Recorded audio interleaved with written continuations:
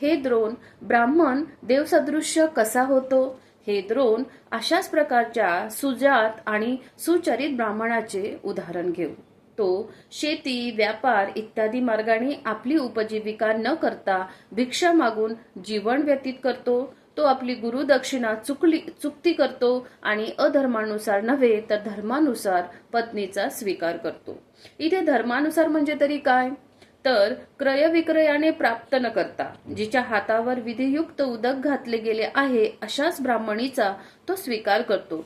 ब्राह्मणीकडेच जातो. अन्यथ्य व्याध, वेळू, कारागीर, रथकार किंवा आदिवासी ह्यांच्या कन्यकांकडे नव्हे किंवा संतानवती, स्तनपान क्षम्य किंवा ऋतू प्राप्त न झालेल्या कन्यकांकडेही नव्हे. हे द्रोण, तो गर्भवती कन्येकडे का जात नाही? तर तसे केल्यास होणारी संतती कलंकित ठरेल. तो स्तनपान क्षम्य कन्येकडे का जात नाही? तर त्यामुळे संततीचे स्तनपान अपवित्र होईल.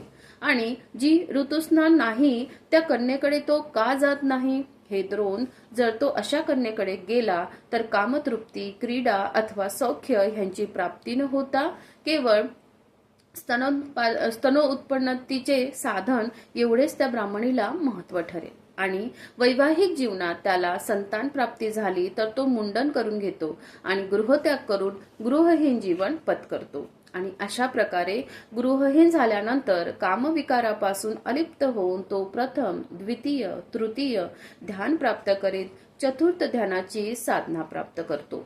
अशा रीतीने चारही ध्यानांची धारणा केल्यानंतर मृत्यूनंतर देहविच्छेद झाल्यानंतर तो हितकर देवलोकात उदय पावतो.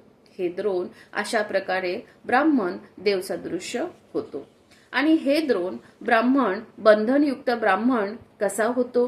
हे द्रोण, अशाच एका सुजात आणि सुचरित ब्राह्मणाचे उदाहरण घेऊ.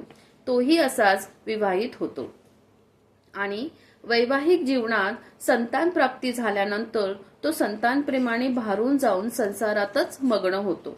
गृहजीवनाशी निगडीत होऊन राहतो आणि गृहहीन जीवनात प्रवेश करण्याचा विचारही त्याला शिवत नाही. आपल्या परंपरागत बंधनात तो जीवन व्यतीत करतो. त्यांचे उल्लंघन करीत नाही. त्याच्या बाबतीत असे म्हणता येईल, तो बंधनाच्या मर्यादेतच जीवन व्यतीत करतो.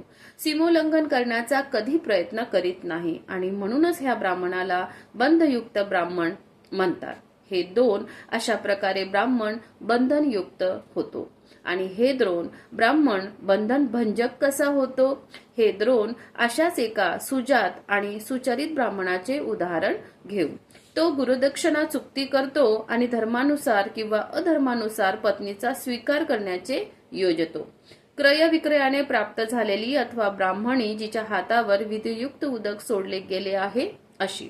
तो एखाद्या ब्राह्मणीकडे जातो किंवा क्षत्रिय, अंत्यंज, बुदासी कन्येकडे किंवा जातीभ्रष्ट, व्याध, वेळू, कारागीर, रथकार, आदिवासी ह्यांच्या कन्यांकडे किंवा संतानवती, स्तनपानक्षम्य, ऋतुमती, अप्राप्त ऋतू अशा स्त्रियांकडे जातो. कामतृप्ती, क्रीडा, सौख्य आणि स्तनोत्पत्तीचे साधन ह्या दृष्टीनेच केवळ त्या ब्राह्मणीचे महत्व वाटत असते.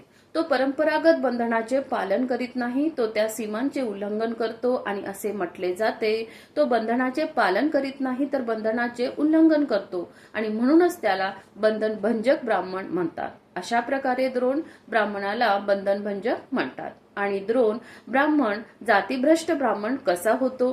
हे द्रोण, अशाच एका सुजात ब्राह्मणाचे उदाहरण घेऊ.